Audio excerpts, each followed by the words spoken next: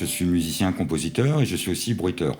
Donc je travaille pour l'image depuis des années, je fais aussi des ciné-concerts où les gens voient des films et puis moi je fais en direct de la musique et des bruitages. Et donc j'ai eu envie de créer un spectacle, de faire une histoire en direct. Donc j'ai fait fabriquer des décors miniatures en volume ou à plat avec un peintre qui s'appelle Florent Mouty, qui est super, j'adore son travail.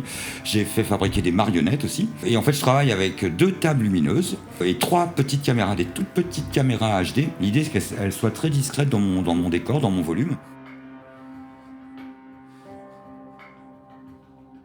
Anna, elle est handicapée, elle est muette. Et elle se sert d'un téléphone portable pour communiquer. Ça se passe dans un monde un peu imaginaire, très glacé, très froid. Ça se passait même en Yakoutie, c'est en Sibérie orientale, c'est assez précis, c'est en face de la Mongolie. Ils ont des moins 50, moins 40 degrés l'hiver, c'est waouh, incroyable. Moi j'y suis allé l'été, je voulais surtout pas y aller l'hiver, j'ai très peur du froid.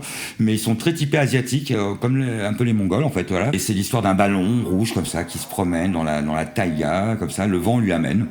Et elle a l'idée folle de courir après ce ballon et de le rattraper.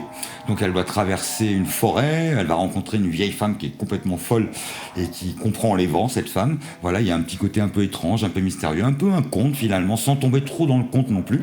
Et en fait, elle va vite arriver dans une ville et c'est un vendeur de ballons qui a perdu son ballon avec le vent. Voilà.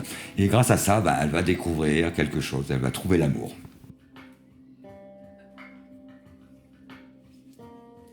Je gère la lumière, le son et les caméras. J'ai un mélangeur vidéo, comme une petite régie de télévision, pour pouvoir basculer d'une caméra à l'autre.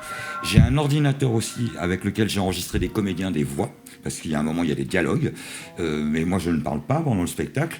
Donc je fais une synchronisation labiale, ce qu'on appelle, avec mes marionnettes, je les fais bouger leurs lèvres. Et l'ordinateur gère aussi des effets, de la neige. C'est un ami réalisateur qui m'a fait ça.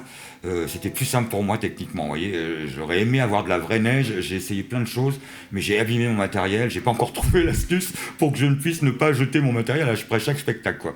Et grâce à mon mélangeur vidéo, si je mets une neige par exemple sur fond noir qui tombe lentement comme ça, dès qu'on superpose 2 images, ça marche, la magie opère. J'ai l'image que je filme en direct, un décor, plus la neige qui tombe. J'ai une table de mixage lumière avec des tables lumineuses qui j'éclaire aussi, parce que tout le cinéma c'est que de la lumière, le cinéma pour moi. J'apprends, je me forme encore à ça, parce que c'est un métier, faire de la lumière, c'est un vrai métier.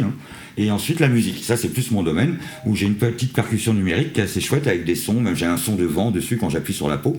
J'ai un petit synthétiseur où j'exagère pas avec, je joue quelques petites mélodies, et j'ai une basse aussi, une basse électrique, et j'ai un looper, ce qu'on appelle un looper, boîte assez magique, quand on appuie dessus, ça enregistre en direct ce que je joue. Et je fais des boucles sonores, et ça permet de tourner comme ça, on entend une musique, qui est pas trop présente non plus, mais ça va, elle est présente suffisamment, et grâce à ça, moi, ça me laisse les mains libres pour pouvoir installer un nouveau décor, ou installer une caméra, ou déplacer des personnages, voilà. C'est toute une alchimie comme ça. Après, je montre un peu des trucages, et ouais, les gens ils sont là, mais incroyable, en fait, des fois, il faut juste penser à des petites choses, c'est juste y penser, voilà. Et je trouve ça bien de voir une image qui se fabrique en direct.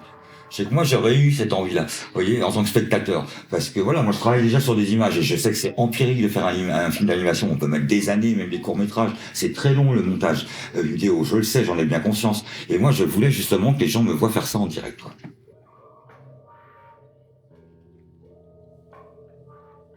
Mais pour moi, oui, c'était important. Et je l'ai coproduit, ce spectacle. Je coproduis tous mes spectacles avec la compagnie Sorema qui me représente aussi. Donc là, il y a le département du 93 qui m'a aidé. Il y a la région Normandie aussi. J'ai fait plusieurs petites résidences dans des villes différentes, dans des théâtres différents.